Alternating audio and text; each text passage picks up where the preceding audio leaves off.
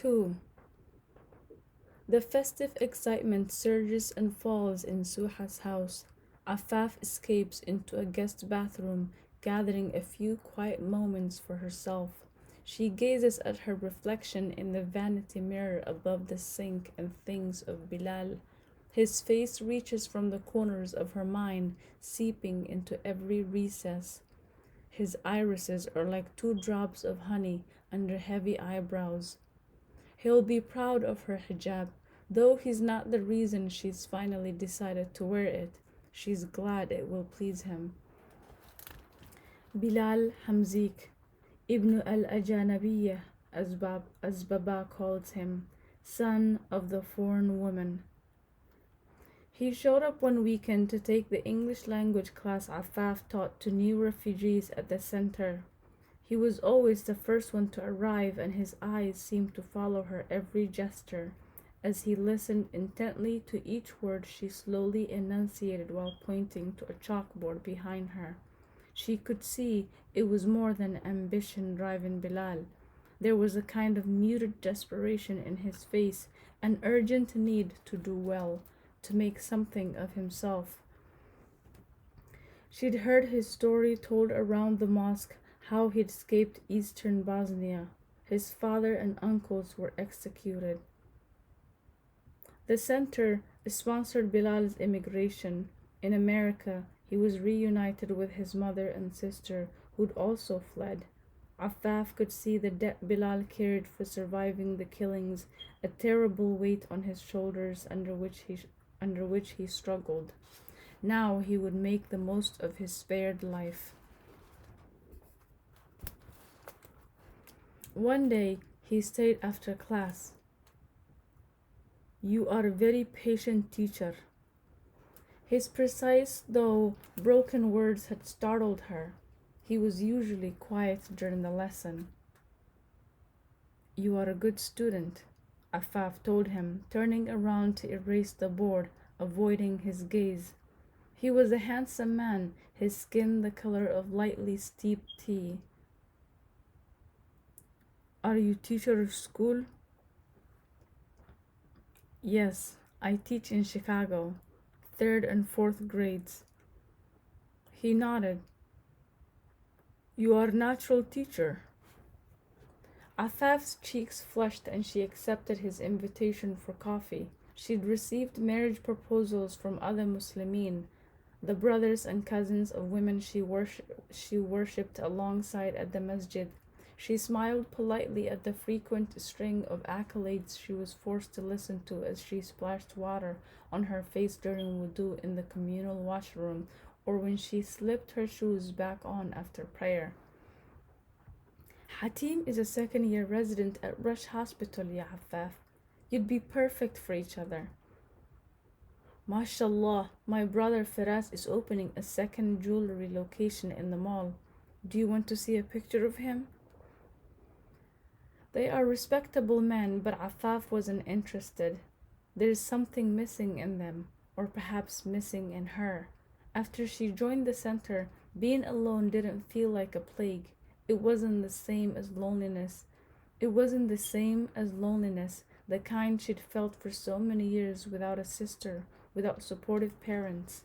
When Bilal entered her life, he quickly filled up a space like rainwater gathering in a watering can. It felt unexpected, though very natural. They spent the summer outside the Alder Planetarium, sitting on the lakefront, watching sailboats like she did when she was a little girl. They ate falafel sandwiches and drank bottled iced tea. He told her about his time at the University of Tuzla, and she shared anecdotes about her young pupils. They held back the stories of the things that had broken them. One early October weekend, they visited an arboretum outside the city, walking between great cedars and black maple trees. Affaf had stopped to pick up a fallen leaf and it crumbled at her touch. Bilal had grabbed her hand and pulled her close. Their lips met for the first time. He guided her to a bench that faced a large pond bordered by blue spruces on the far side. Ducks waited in contentment, dipping their yellow beaks in the water. He and Affaf sat in silence for a long time before Bilal spoke in a low voice. I come home from university. My village, it was burned to the ground. My father, my uncles, my cousins, my friends, dead. My mother and sister were already gone. His eyes crinkled as he looked at the rippling pond. I keep moving.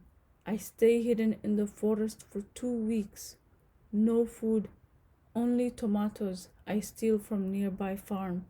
I drink water from creek. He kept hold of Afaf's hand. My mother, she still cries at night. She does not know that I hear. He turned to Afaf and tucked a strand of her loose hair behind her ear, held her chin in his hand. I want my life to begin again. It was his quiet proposal. Afaf understands what it means to start over, to be given another chance. For Bilal, it's leaving behind the dead parts, his father and relatives, his ravaged country, and now he's looking ahead at a future, one that includes Afaf. They've been on the same journey, their paths happily converging. Nasib is what her aunt Nasreen calls it, fate. Had not Allah had a hand in it too? Islam led her here. Would she have found Bilal otherwise if not for her newfound faith? Look at her now, a devoted Muslimah, a public school teacher, and she owed so much of it to the circle of women from the center. Alhamdulillah, as Baba says. Bilal squeezed her hand, his amber eyes warm and expectant. I will always take care of you. For the first time in her life, Afaf discovers that to be desired by another human being, to be needed, is an exaltation, one she hadn't anticipated. She's already loved by others, Baba, Majid, Kawkab, Zuraib. But what Bilal offers her is different than their kind of unconditional love.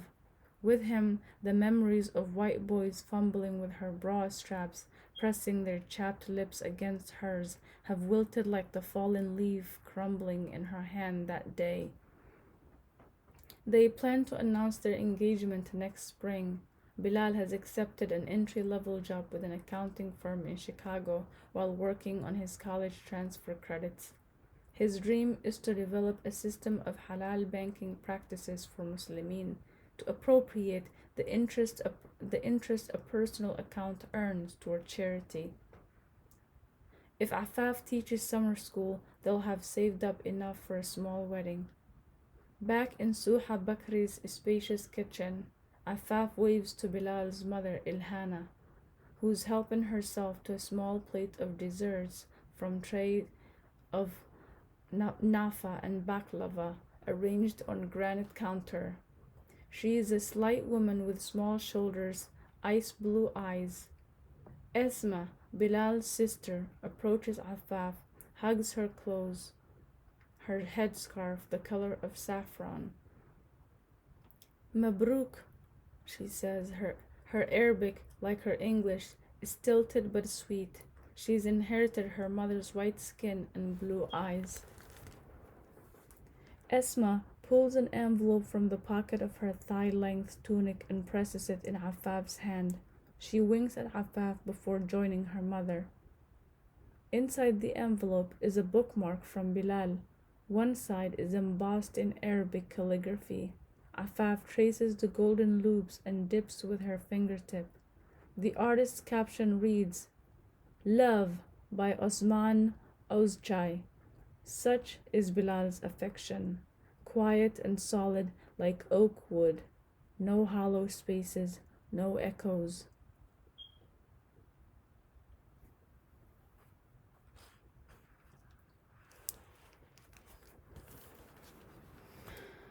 Three. On her way home from the party, Afaf stops for gas to save her extra time in the morning. The late fall temperatures have not risen above 50 degrees. The sky is overcast and a soft drizzle mists her windshield as she pulls up to the pump. 20 on number 2, please, she tells the cashier, smiling and trying to pull the young woman's attention away from her headscarf. The cashier doesn't say anything, slides Afaf's paper bill into her drawer and presses a few buttons. Raghead. Afaf turns around, her heart thumping. Who said it?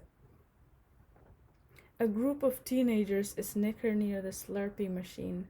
A man in a suit fastens his eyes on the newspapers he's purchasing, refuses to look Afaf's way. The cashier gives her a wicked grin. Afaf heads to the exit, her cheeks flushed. The deep contentment she'd felt just a short time ago in Suha Bakri's home is gone, like she'd been blithely walking a tightrope, the safety net suddenly snatched from beneath her. Is this a prelude to what life will be like from now on? Afaf's eyes remain fixed on the entrance to the store as she pumps gas. Patrons go in and out, and some cast looks at her while others are oblivious to this woman with the wrapped head. Is she strong enough to bear the taunts? Afaf thinks of Kokab and Zurayb. Allah will see us through anything.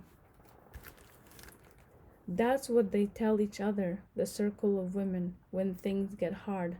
Like Bahia Adwan and her father's agonizing surrender to dementia, or like Randa Abdul Aziz is still reeling from an ugly divorce. When they lose children to disease and the unknown, they are told to recite Surah Al-Baqarah. O you who have believed, seek help through patience and prayer. Indeed, Allah is with the patient. Afaf climbs into her car and flips the mirror open on the visor. Only her eyes and nose are visible, bordered by green fabric. She shifts position, trying to capture her full head, but it's impossible. She flips back the visor. I can do this. It's such a small thing, she tells herself. A small thing.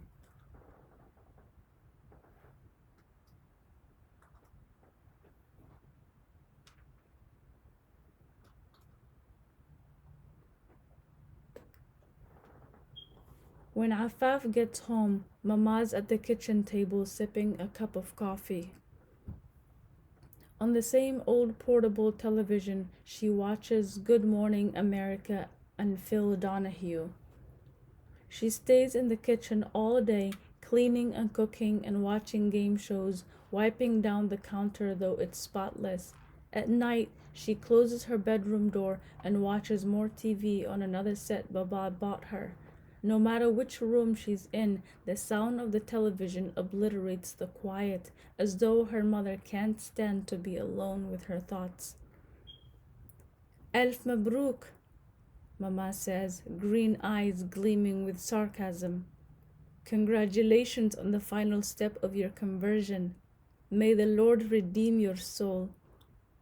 It's the same contemptuous tone she heard at the gas station. Raghead. Mama grabs her mug and rinses it at the sink. The hem of her black abaya sweeps the floor, her long sleeves wide and flowing. The bodice is stitched in silver and gold, and the open collar contains loops of tiny embroidered flowers.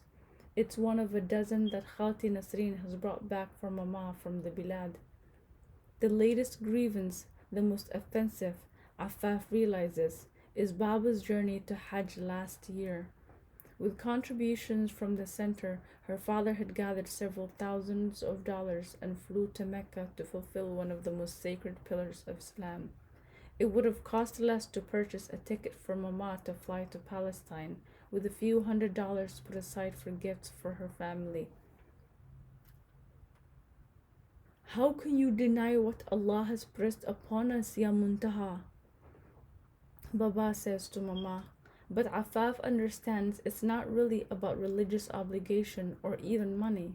She recognizes the same vague fear in Baba's eyes. If he lets Mama go, she'll never return.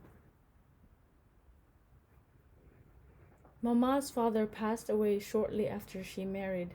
Her mother died last year from pneumonia. It had been over 20 years since Mama had last seen her. A framed picture of her sits on Mama's dresser. In it, Afaf's grandmother wears a tailored dress suit with broad shoulders and carries an infant in her arms. Khalti Nasreen, the last of her children. A little girl, Mama, timidly stares at the camera, clutching the hem of her mother's jacket. Afaf wonders what the little girl in the photograph was thinking. Had Mama already predicted her life as a woman? Was that what made her expression so glum? As customary, Khalti Nasreen hosted an evening of mourning in the house in Kenosha, and she and Mama received friends and distant relatives bearing their condolences and offering aluminum foil wrapped dishes full of rice and vegetables. The masjid sent a carton of fresh palm dates and a small donation. Afaf helped Khalti Nasreen serve the bitter, unsweetened coffee in tiny Demitaz cups, while Majid and Baba sat with the men in the living room. Baba thumbing his musbaha, an onyx set of beads he'd brought home from Hajj. Her brother stared at his feet. Ammu Yahya was showing a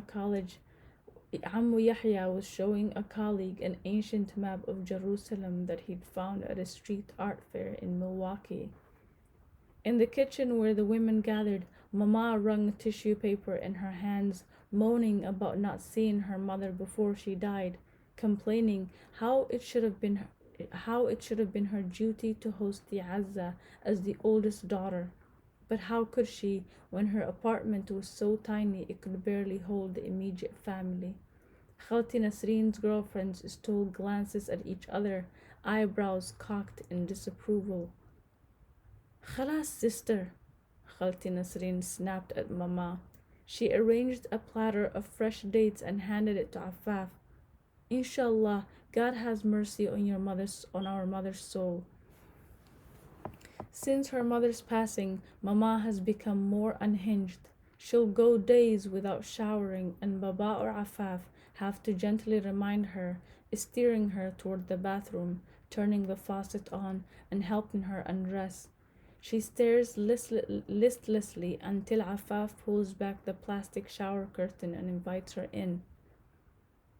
"Do you think I am an imbecile? I can take care of myself," she snaps, alert again and disdainful. On a bad day, Mama spends an hour scouring the stovetop with an SOS pad. She's already scrubbed off most of the laminate on the burner trays. Then she stands at the sink and plucks out the tiny wires from her fingertips, her slender hands scalded red from running them under hot water. Today, Afaf's worried. Mama tends to wear the black abaya when she's in a particularly foul mood. Afaf must be cautious. Any gesture, any word could set Mama off. Her mother's like a caged tiger, gorgeous and deadly. On the portable TV, a woman on a game show squeals in delight. She's won $10,000 and has a decision to make: walk away with it or triple the amount in a final round. The host, a short, shiny-faced man, places his hand on her shoulder as the giddy contestant ponders her choices. The camera zooms in on the woman's face, then cuts to her family in the audience. They give her a thumbs up. "Dummy," Mama says. "Take the money and go home." She sets her coffee mug on the counter and leans against it. Her gray hair trails down one side in a loose braid. Only a few strands of black remain.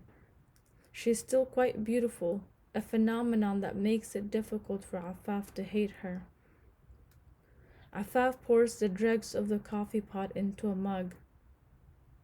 "The women asked about you," she tells her mother. taking a seat at the table. Mama snorts. They still think they can save me? Idiots.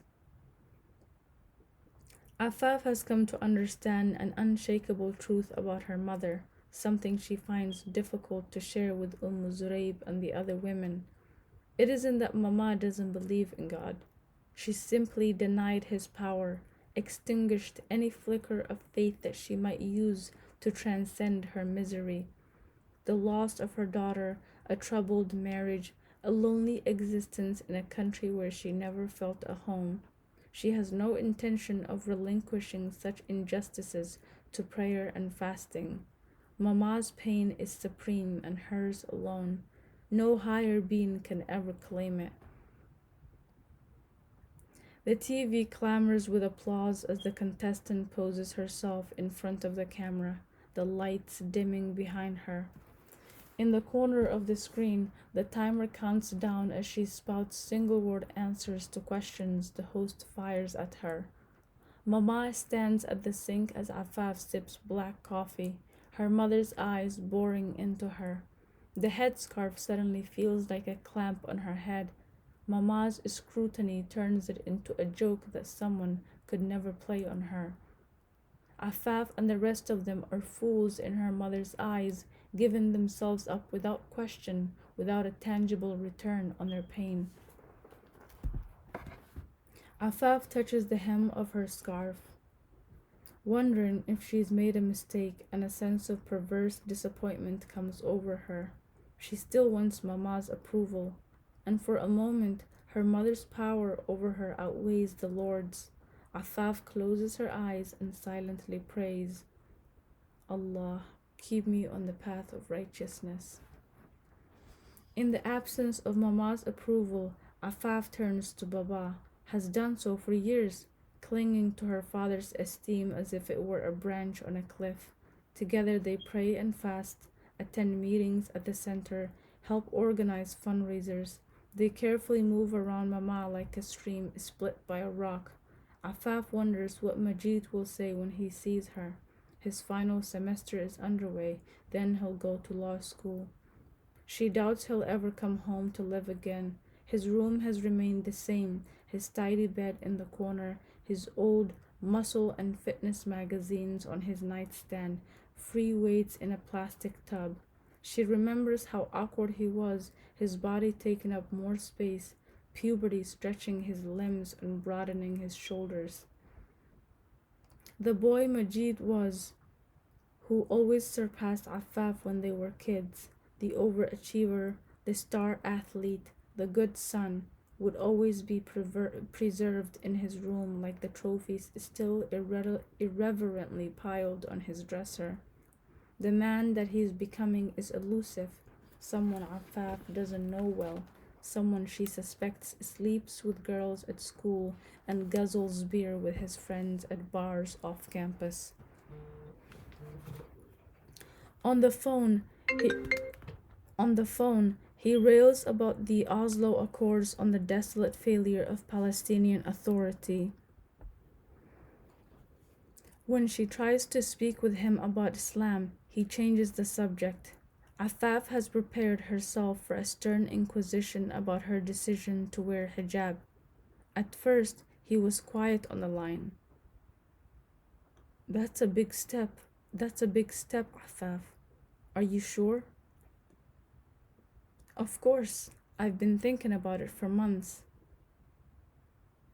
Then I'm happy for you, as long as you're doing it for yourself. In other words, not for Baba. Though Majid is devoted to the Palestinian struggle, he is the head of his university's chapter of Students for Justice in Palestine. He refuses to join Baba at Friday prayers. He'll meet him afterward at the Lower Delta restaurant, where she pictures Baba recapitulating the Imam's sermon on premarital sex. Her brother is squirming as he silently sips his tea.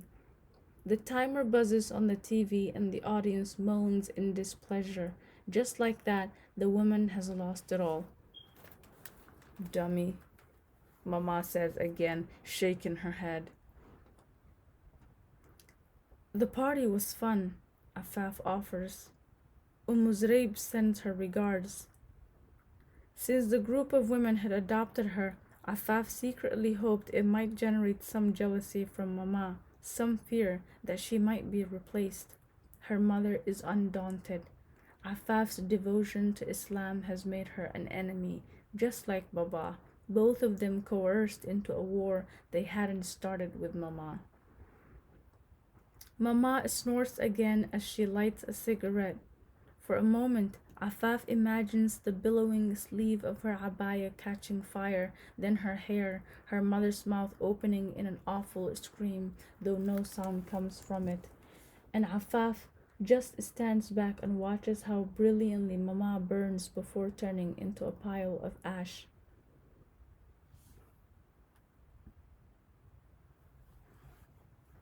In her bedroom, Afaf unpins her shayla and slips it off her head. She drapes it over one side of her dresser and the fabric licks the top of the old record player she keeps on a small table. She pulls a record from an old box beneath it. Nina Simone begins to croon. Her voice, deep and overcast, drowns out the noise of the game show and commercials in the kitchen. It was one of the very last records. Here Comes the Sun. Afaf purchased from a store in Chicago that sold vintage comic books and music. She'd searched for Farid Al Atrash and Kulthum, hoping to surprise Baba. She'd kept all of the early albums Baba had brought home that day from a garage sale, their sleeves now worn and fringed at the edges. Afaf gathers her lesson plan book from her messenger bag. Next week, her third graders will be honing their multiplication skills, 5 and 6 times tables, and practicing adverbs in their autobiographies bound by construction paper they assembled themselves. Had she ever pictured a life in teaching before Zuraib? She's forever indebted to this woman, a surrogate mother to Afaf, who, alongside her dear friend Kokab, encouraged her through the tough coursework. You have so many gifts to share with the world, Ya Afaf. It took her 5 years to complete her degree. She had had to work to help Baba with the bills, and still she'd graduated cum laude in elementary education. She finds children are amazing creatures, eager to learn, quick to forget injury, open to change. At least until high school, when your world suddenly becomes smaller and you move awkwardly through your days, exposed like a raw nerve. At 10 years old, all Affaf wanted was to be seen and accepted, to not have teachers look over her head as though she were invisible. Her teaching career had started with volunteering at the daycare program run for low-income families by the Noor Society of Sisters, a committee of Muslimat devoted to charitable causes. Afaf read the children all the books she'd loved at their age, the stories that offered a temporary reprieve from the old apartment on Fairfield Avenue, where clouds of grief and anger hung over her family. Her favorites were Her favorite was still the phantom toll booth, tears filling her eyes at the part that had meant the most when she'd felt so utterly out of place. It was impossible, said the king, looking at the mathematician. Completely impossible, said the mathematician, looking at the king. Do you mean, stammered the bug, who suddenly felt a bit faint. Yes, indeed, they repeated together. But if we told you then, you might not have gone.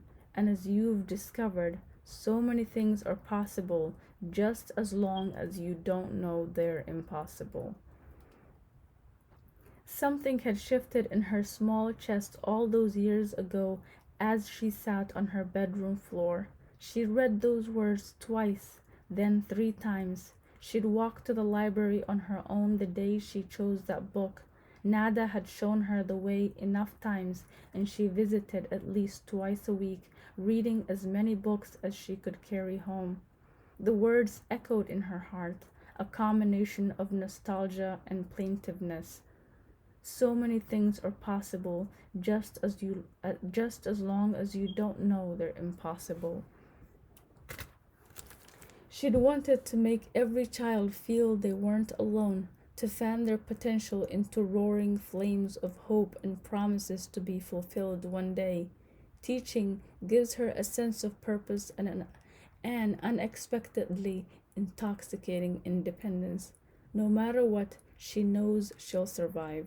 She looks over at the green Shayla, thinks of the other headscarves folded neatly in her drawer, shades of melon, sage, and French rose. That ugly word suddenly hisses again in her ear, bristling the hair on her neck. Raghead. She's tried to put the incident out of her mind, but it's no use. She opens her lesson plan book, wondering what tomorrow will bring at school.